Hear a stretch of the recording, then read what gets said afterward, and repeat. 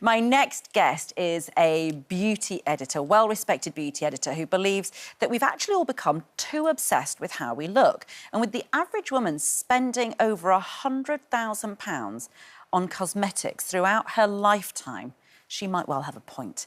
Anita Bhagwandas is on a mission to expose the ugly side of the beauty industry, and she's written a book to help us, well, in a way, to learn to embrace our imperfections. And you join us now. Good morning. The book is called Ugly, and the book really came from quite a devastating, just a split-second moment of you reading a comment under an article. Is that right? It did, yes, yeah. I was working at a magazine at the time, and online there was a picture of me alongside my two colleagues, and we wrote this regular column, and someone wrote, Anita Bhagwandas is really ugly. And I was at a point in my career then when I'd won a lot of awards and like lots of great stuff was happening for me. And all I could focus on was this comment, and it seemed to take the place of everything good that I'd achieved. And it really made me think about how powerful ugly is as a concept and as a word. And it's fascinating reading your book because it's a story of your life, but it's also the story of what we now think of as beautiful and what we deem as ugly. And the bandwidth for what is beautiful is so narrow and so uninclusive in general that, in effect, the whole cosmetics industry essentially is based on us all desperate to get into this narrow little frame, right? Yeah, a lot of it is, absolutely, yeah. And I think we grow up with that narrative that in order to be attractive or beautiful and successful and rich and all of these lots of different things, you have to fall into this very small remit. When actually, if we look at how and why that remit was created, I think it can be really life-changing, and it kind of just, it makes you angry, and it makes you think, oh my gosh, I have been sold this lie. I could have been happy with the way I looked. I can still be happy with the way I look. Right. And it's interesting because in the book, and very early on, you say, now when you look back and you think how much time and how much joy has been stolen by you being worried about being seen as unattractive or whether you're going to be beautiful enough, and this is something we all relate to, it actually leaves you feeling quite devastated when you look back. Yeah, it makes me feel, it makes me feel really sad because I wish I had known all of these things, and I wish I'd known how it had been created, and I really could have just ignored all of that and been happy with how So let's it was. talk about, like, you talk about in there something that I hadn't realised. Barbie was a massive film last year, massive impact. But there was a Barbie in the 1960s that you referred to called Slumber Party Barbie. My jaw hit the floor when I read this. Tell me. Yeah, Slumber Party Barbie, she's in a little swimsuit, but she comes with a set of weighing scales and a book that says, don't eat. For kids, I mean, and the weighing scales are set at £110. Yes, which is also it's really damaging.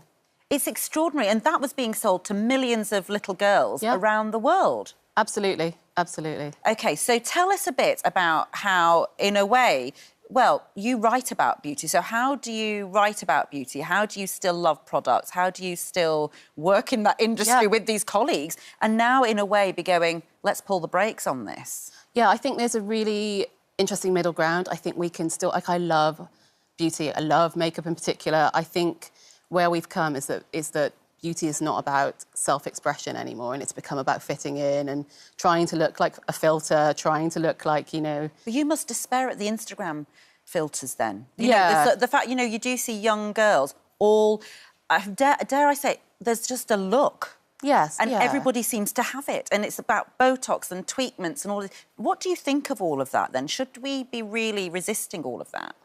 I think we need to make informed decisions. So it's totally fine to have those things. I'm not anti those things at all. I'm not anti the beauty industry. I just think it needs a lot more regulation, particularly cosmetic surgery. I think it can be quite unethical, and I think we just need a lot more insight into why we're being sold these things, and then we can make a really informed decision. The Queen. You posted something which is on the complete other end of sort of fashion and beauty, but is held up as one of our style icons. Yeah. I mean, tell us about what item of fashion you'd like to see come back into trend then. Yeah, I'm a big fan of vintage beauty, so I found a little rain bonnet in a little case, and I just thought, this is great. And then I found pictures of the Queen wearing it, and I thought, actually, that's a great idea. You love this. I love it. It's better than an umbrella. My hair always gets wet with an umbrella. I think we should bring the rain bonnet back. And it's really interesting because one of the things you say is to define your own beauty standards. Yeah. And I suppose when you look at, you know, the icon that was the Queen then, her like, she just stuck to her style, knew who she was. We didn't, you know, that was somebody who stayed classic. And I suppose, what are your tips then for young women, and all of us really, who haven't questioned the beauty standards around us and feel terrible about ourselves the majority of the time? I think we need to take sort of stock of the messages we're sort of telling ourselves when we use beauty products. If we're using them to hide, if we're using them to conceal and fix and shape and contour, and try and get away from that narrative and move into a place of joy, which is what beauty should be about. It should be about expressing what's on the inside, on the outside, and having fun with it. So one day if you wake up and you just feel like you want to wear a glittery eyeshadow, wear it, and it doesn't matter what age you are. All the narratives around ageing and beauty are concepts to make women feel bad. And I just think we need to embrace beauty as a form of self-expression again.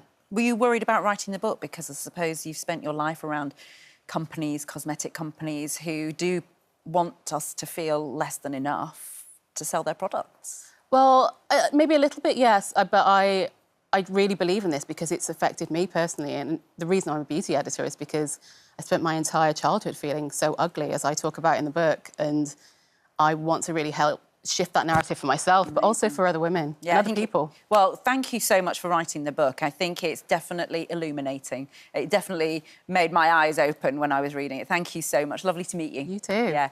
Anita's book, Ugly, Why the World Became Beauty Obsessed and How to Break Free, is out now.